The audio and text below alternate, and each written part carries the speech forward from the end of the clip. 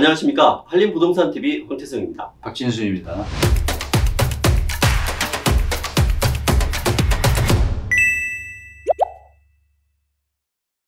자, 오늘 굉장히 중요한 자리를 다녀오셨다는 말씀을 들었습니다. 도심공항 어떻게 할 것인가, 주거문제 해결을 위한 대안 모색 부분에 패널로 참석하셔서 중요한 토론회에 임하셨다고 들었는데 어떤 내용들이었는지 말씀 좀 부탁드리겠습니다. 도심공항 이전에 대한 이제 주제를 가지고 좀 패널로 참석해서 다녀왔는데요. 네. 이제 여기 가보니까 전 총리로 이제 지내셨던 우리 정세균 총리님, 그다음에 이낙연 총리님, 그다음에 이제 이광재 이제 국회의원 등 네. 여러 이제 정치인들이 이제 참석을 하셨더라고요. 굉장한 분들이 많으시네요. 뭐 저도 누가 참석하는지 모르고 이제 갔었는데 네. 다른 분들은 다 이제 교수님이시고 저는 이제 민간 개발을 하는 이제 편에서 이 문제를 이제 거론을 했습니다. 그 대한민국 도심공항에 대한 이제 많은 문제점들을 이야기를 했고요. 네.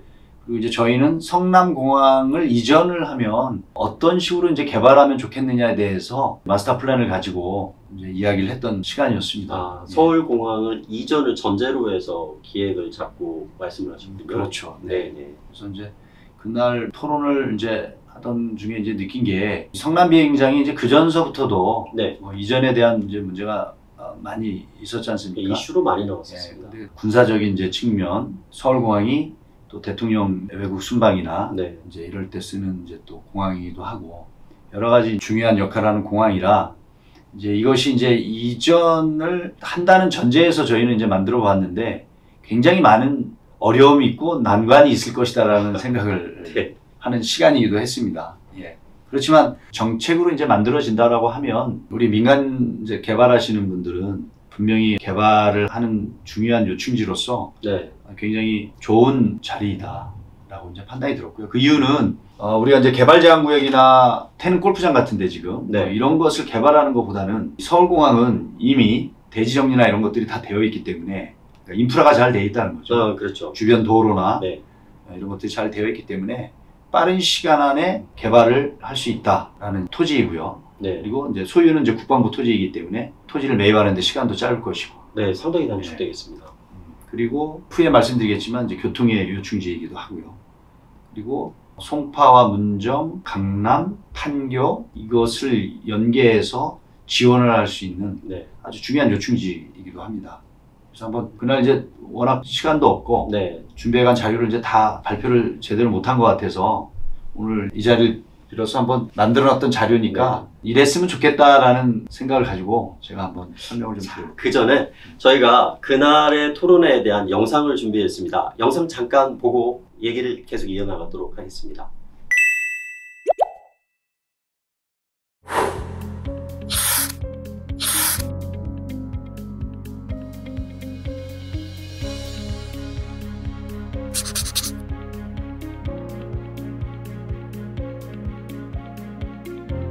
안녕하십니까. 도심공항 어떻게 할 것인가 토론회의 사회를 맡은 인천 남동서 국회의원 연동입니다. 공항 기능이 상실되고 있는 도심공항을 이전하거나 도심공항 주변의 고도에 대한 완화 등을 통해 주거 문제 해결을 위한 대안을 모색해야 한다는 목소리가 많이 나오고 있습니다. 오늘 토론회에서는 도심공항 주변의 기후의 변화를 파악하고 고도 제한 완화와 공항 이전 등 도심공항 문제를 해결하기 위한 다양한 방법론들의 타당성을 종합적으로 검토하여 공항 도시 및 주변 지역의 개발 방향을 마련해 보고자 합니다. 서울 종로 이낙연 국회의원님의 인사 말씀이 있으시겠습니다.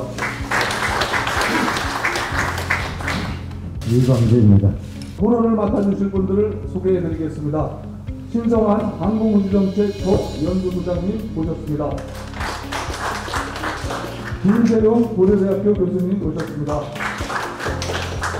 김순구 성결대학교 교수님 모셨습니다. 박진순 한림건축그룹 회장님 모셨습니다.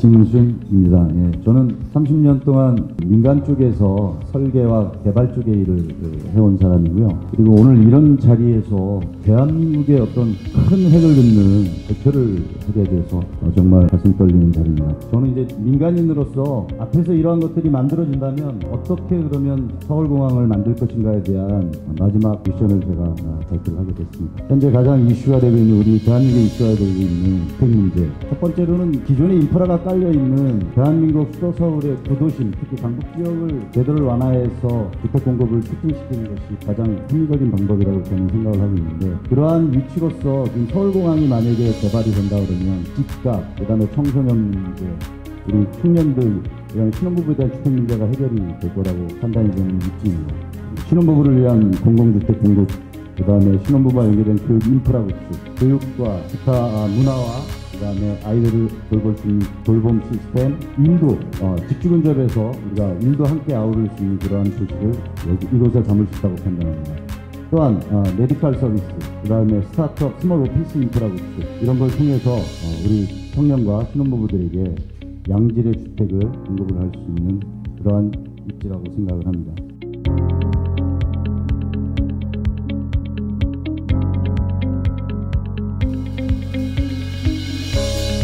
따라서 서울공항에 앞으로 미래도시 기본 구상을 한다 그러면은 국어와 그 다음에 문화, 그 다음에 일과, 그 다음에 아이들과 이런 것들을 한 번에 이곳에 담아서 대한민국의 미래를 책임질 우리 청년들과 신혼부부들에게 꿈과 희망을 주는 그런 디딤돌의 역할을 할 수 있는 자리라고 저는 판단을 하고 있습니다.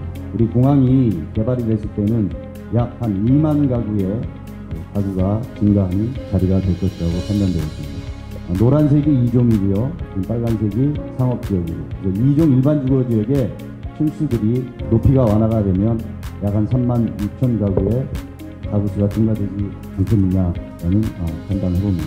네, 오늘 그 토론 잘 들었고요. 그러나 좀 분명한 거는 그 고도 제한 완화는 확실하게 할 필요가 있다. 이게 공통점인 거고요. 저는 이제 건축을 전공했기 때문에 모든 법들은 이제 완화 규정이 있는데 이 고도 제한에 대한 부분은 완화 규정이 없습니다.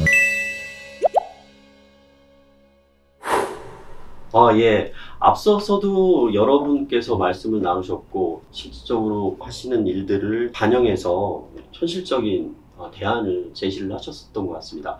다만 주어진 시간이 짧아서 당일 하셨던 말씀이 좀 짧았던 것 같은데요. 준비를 하셨던 자료에 비해서 혹시 그날 다 못 다 하셨던 말씀이 있다면 이 자리를 빌어서 좀 더 상세하게 말씀을 좀 부탁드리도록 하겠습니다. 그날 뭐 이렇게 시간이 너무 진짜 짧아서 디테일한 얘기까지는 못했는데 그냥 자료가 만들어졌으니까 한번 좀 설명을 좀 드려볼게요. 제목은 가칭 서울공항 미래도시 기본 구상안이라고 해가지고 저희 한림건축이 만든 자료이고요. 실제 이렇게 개발이 된다라는 것보다 개발을 할 수도 있겠다라는 데 이제 염두를 두시고 좀 재미로 한번 좀 봐주시면 좋겠습니다. 참고 자료가 될 수가 있습니다. 네네네.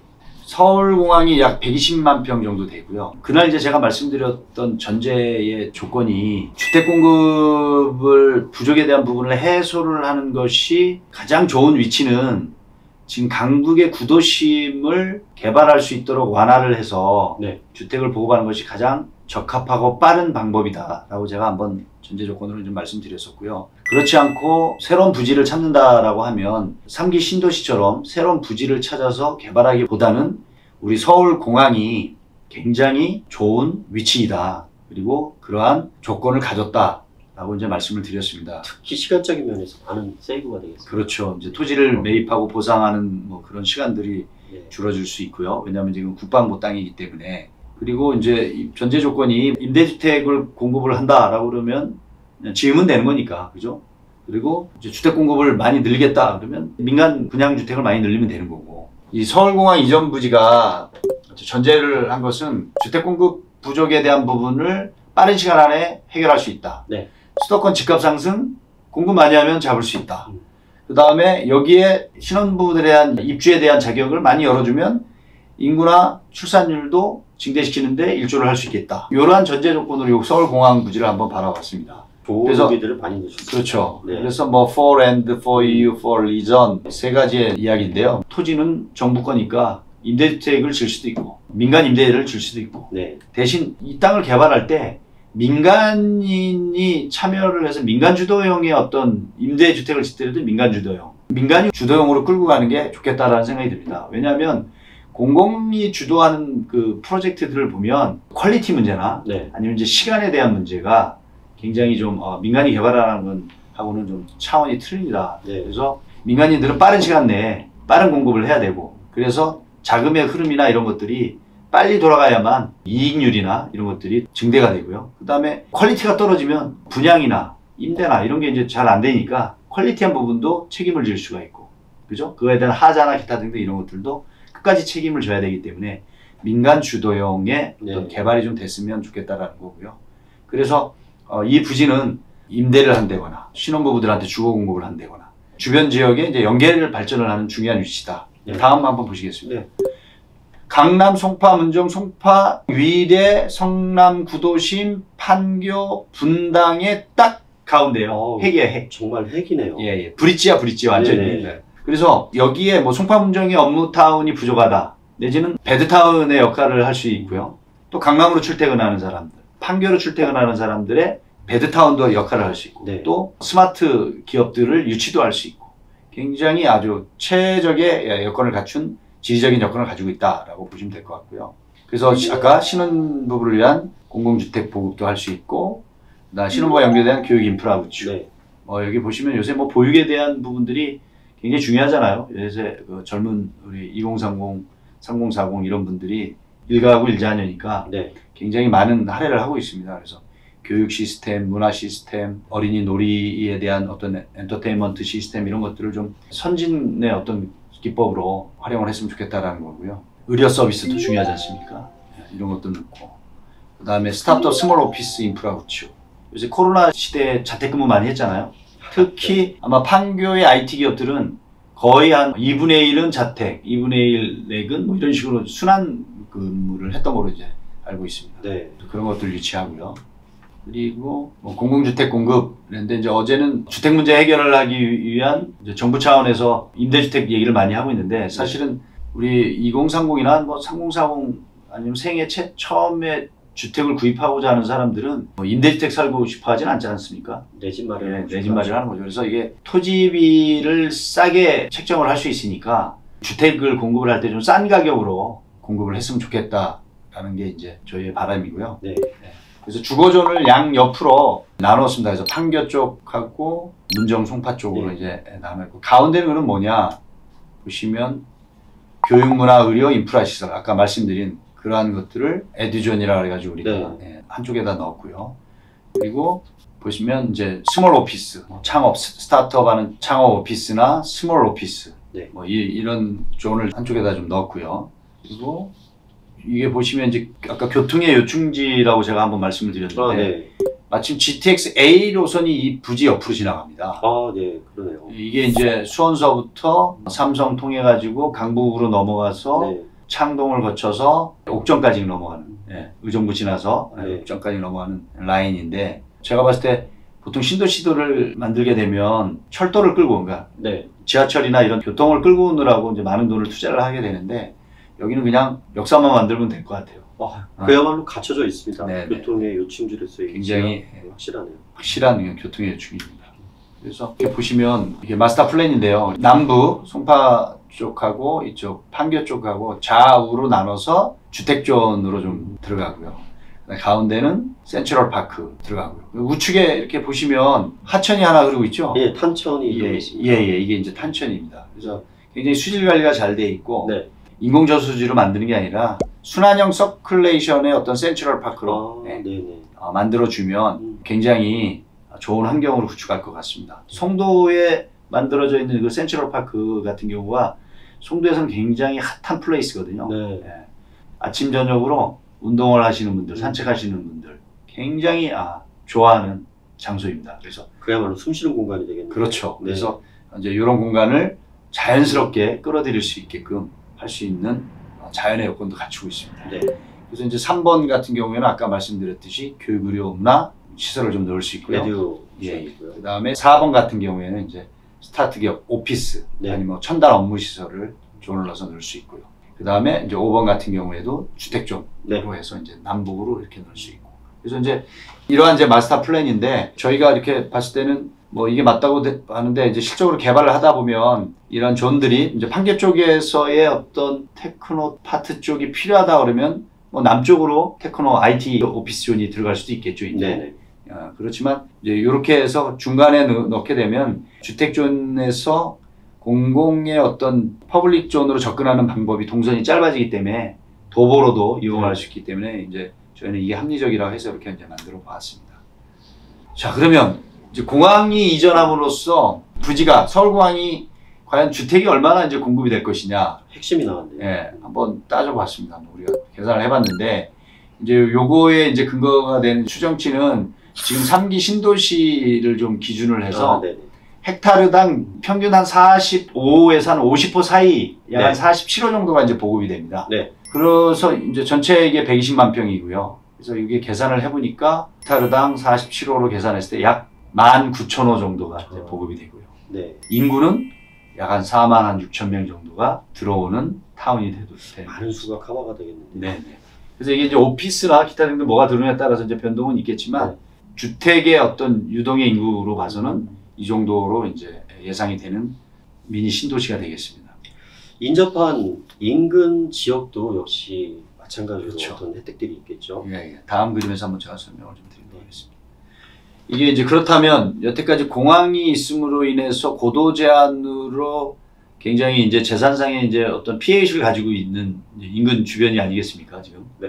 제일 좋아할 것 같아요. 만약에 이게 공항 이전을 한다 그러면. 네. 수치로 보면 송파가 68%, 성남이 58%라고 하더라고요. 고도 제한에 의해서 제한받는. 그렇죠. 이명박 정부 때도 서울공항 이전에 대한 이야기가 좀 있었죠. 네네, 이 있었습니다. 서울공항 이전은 정부가 바뀔 때마다 이제 이야기가 됐던 것 같아요. 주민들은 어쨌든 송파하고 잠실 쪽은 이제 여기 보시면 노란 색깔이 이제 네. 이중 일반 주거 지역이에요. 아, 노란색. 예, 전에도 이제 도시계획체제에 보면 이중 일반 지역은 보통 연립주택이나 다세대 다가구 아니면 단독주택으로 이제 구성이 되고 네.